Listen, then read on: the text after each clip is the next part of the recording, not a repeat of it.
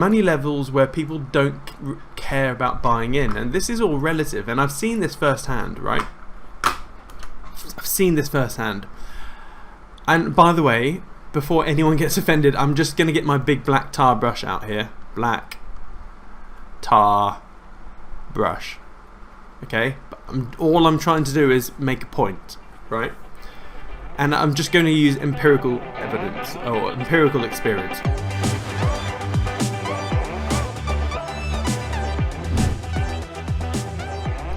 I've got friends who are, or let's say, not necessarily friends, I have acquaintances who are not wealthy, and they have no spare money, but you know, they are enlightened and they want crypto, etc. And let's say their pot is, I don't know, only $500 in crypto. Well, a lot of people in that sort of financial sort of a circumstance, they also don't like buying a Bitcoin. Why? Because buying $500 worth of a Bitcoin means that they own 0.000, you know, of a Bitcoin. And so there's this number fallacy that comes in. Most people would like to buy something where they own, you know, 1,000 tokens or a million tokens, rather than 0.0000 of whatever. And I'm just curious, what is $500 divided by $25,000? That is, oh, okay, maybe it's not that much. It's 0.02 of a Bitcoin. So, yeah. So that there's this number fallacy that comes in, and so what happens with these acquaintances is they don't touch anything, you know, of a big market cap. They're they're dicking around sort of like the, you know, the $1 to $5 million market cap, and because of that, they're getting in tokens with, you know, where they can buy trillions of them, or, you know, lots of them. Now, you then go a step further, and people that have a bit more, that are a bit more clued up, go, oh, I'm not going to touch $1 to $5 million market cap coins because they could be done in someone's bedroom overnight, and there's high risk. Personally, you know, that they may say, I'm only going to touch, you know, $20 to $50 million market coins. And then there's going to be other people that go, actually, screw that, I'm not going to touch anything unless it's at least 100 million. And vice versa. There's some people that go, right, I'm only going to touch $1 billion market cap because there's very little, that, you know, the risk of this going to zero is very low compared to, you know, over here. And then, and vice versa. It goes on and on. And so this, I think, if I'm really dumbing it down and sort of over exaggerating it, but I think this is the scale, folks. For me personally, because of, you know, the pots that I play with and whatnot, I really don't like touching anything lower than $100 million, because everything else here could go to zero. It's built in someone's bedroom, or someone's just forked something, yada yada yada. And there are more conservative people that go, actually, I only want to touch the top 50 on CoinMarketCap, or top 100. But when you take this mindset, what do you think BlackRock is thinking? Or, no, bad example. What do you think the average financial institution is thinking? Well, institution.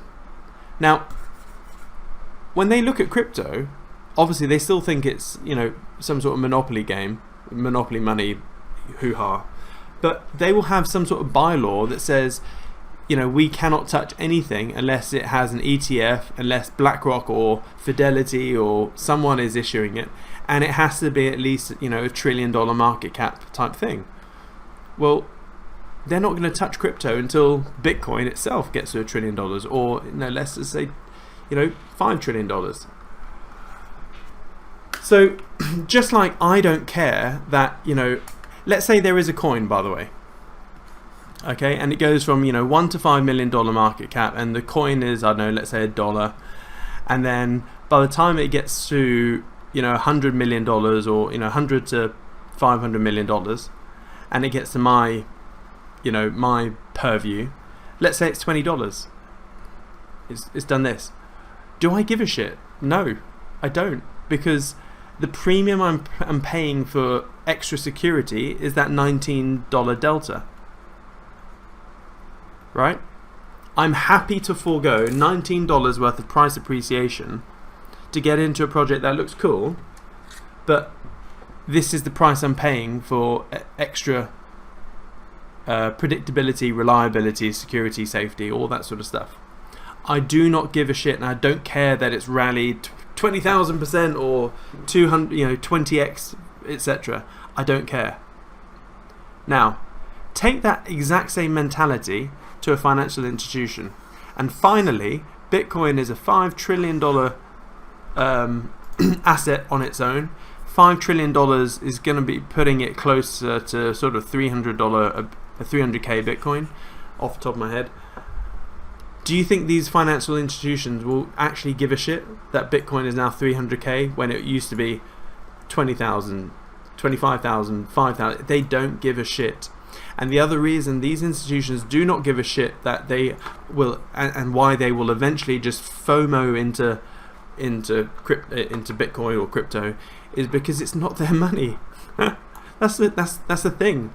I've known a lot of fund managers in the past. I know how they think, and I've fallen out with a fair few. I think you'll remember, some of you older ones. I used to be really good buddies with a guy called Andrew Craig. Not anymore. Anyway,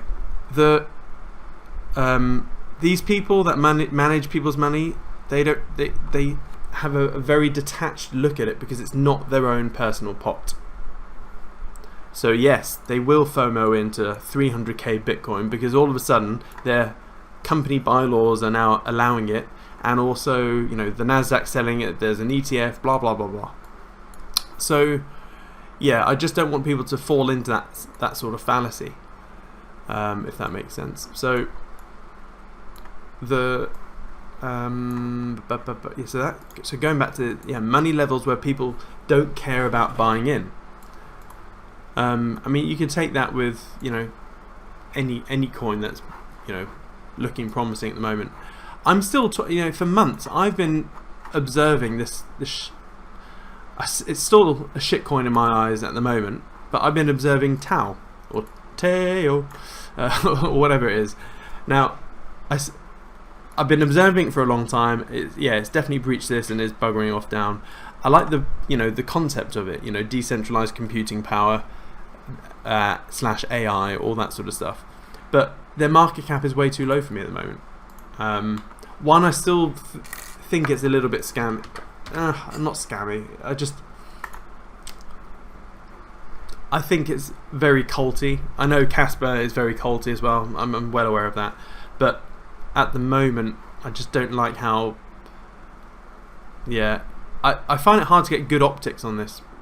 But we can look at this.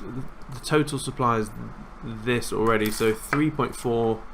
See, it doesn't have market cap, but we can just work that out. So it's basically 3,432,520 times the price, 52.9.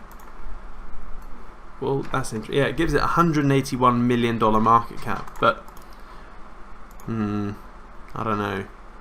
Look at the places you can buy it. It's basically Mexi, and the volume is pretty. I wouldn't say shit, but I don't know.